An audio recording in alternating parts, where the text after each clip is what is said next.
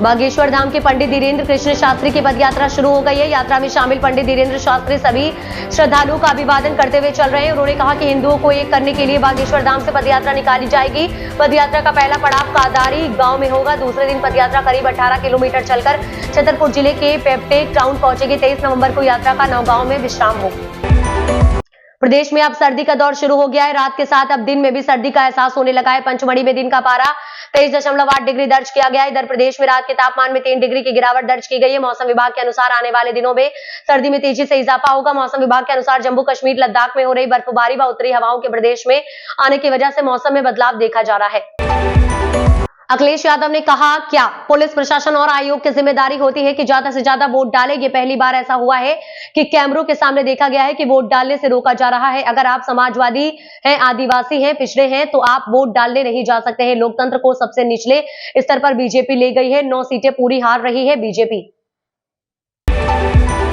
उत्तर प्रदेश की 9 विधानसभा पर उपचुनाव के साथ महाराष्ट्र और झारखंड राज्य के विधानसभा चुनाव के लिए भी बुधवार को वोटिंग की प्रक्रिया संपन्न हो गई है।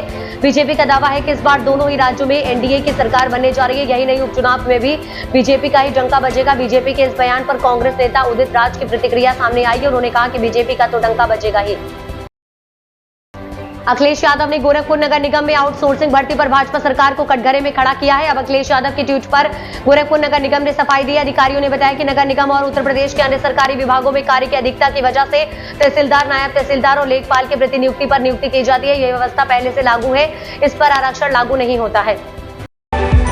महाकुंभ 2025 को लेकर दिव्य और भव्य बनाने के लिए योगी सरकार अनेक प्रयास कर रही है। इसी क्रम में पूरा मेला क्षेत्र को डेकोरेटिव लाइट से सजाया जा रहा है। 8 करोड़ की लागत से Uttar Pradesh power corporation limited की ओर से पूरे मेला क्षेत्र में 485 डिजाइनर स्ट्रीट लाइट पोल का जाल बिछाया जा रहा है। संगम जाने वाली हर प्रमुख सड़क पर ये अलौकिक पोल और लाइट श्रद्धालुओं का स्वागत करती नजर आएगी। अरविंद केजरीवाल की आम आदमी पार्टी ने विधानसभा चुनाव की तैयारियों के तहत अपने प्रत्याशियों की पहली सूची जारी कर दी है। सूची में 11 नाम है। महत्वपूर्ण बात यह है कि इनमें ज्यादातर वे नाम हैं जो हाल के दिनों में कांग्रेस या फिर बीजेपी से आए हैं। बीजेपी से आए 3 नाम और कांग्रेस से आए 3 नामों को आपने टिकट दिया है। हाल ही में बीजेपी से 3 नेताओं ब्रह्मा सिंह तंवर, अनिल झा और बॉबी त्यागी को आपने उम्मीदवार अपना बनाया है।